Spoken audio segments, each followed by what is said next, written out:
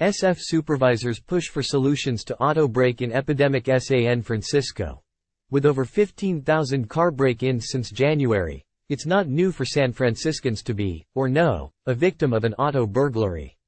If they live in a tourist area, it's even more likely they have watched from their windows as thieves arrive in stolen cars, by daylight, breaking windows, grabbing the vehicle's contents and speeding away to do it again.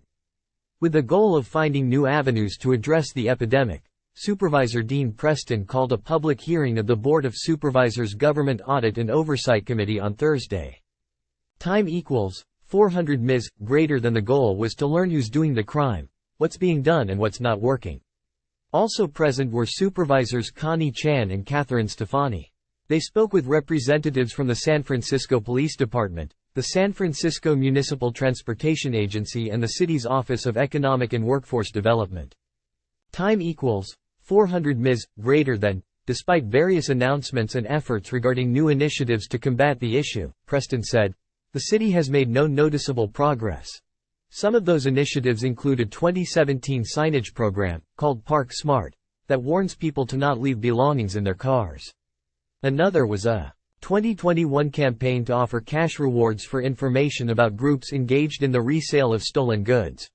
Preston criticized the signs for being in English only, and brought forth a new letter from the district attorney's office saying no rewards for information have been paid to date. He started the hearing by asking the police to present their most recent data and describe any patterns. Derek Jackson, commander of field operations with the San Francisco Police Department, listed several findings including multiple thieves per vehicle, that they operate in daylight hours and they often target tourist areas.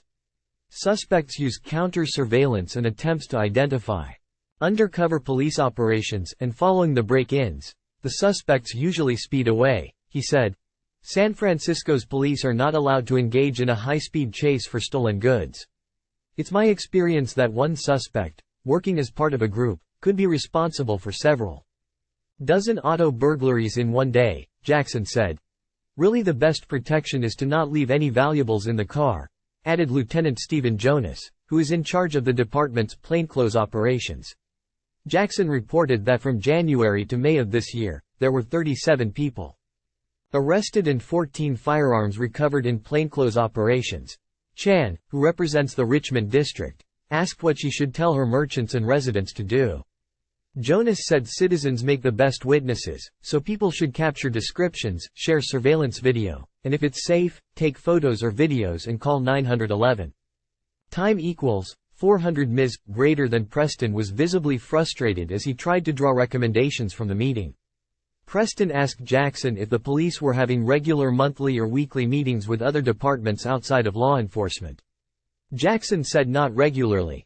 There's a lack of coordinated response, Preston said, and I think that has prevented us from making more progress and prevented us even from having a shared understanding across departments of what strategies are being deployed, what data we have, and how we are measuring success and holding ourselves accountable when it comes to this long-standing problem. One recommendation that may come from Preston is for regularly scheduled meetings and greater coordination between different departments, including the District Attorney's Office, Recreation and Park Department and the SFMTA.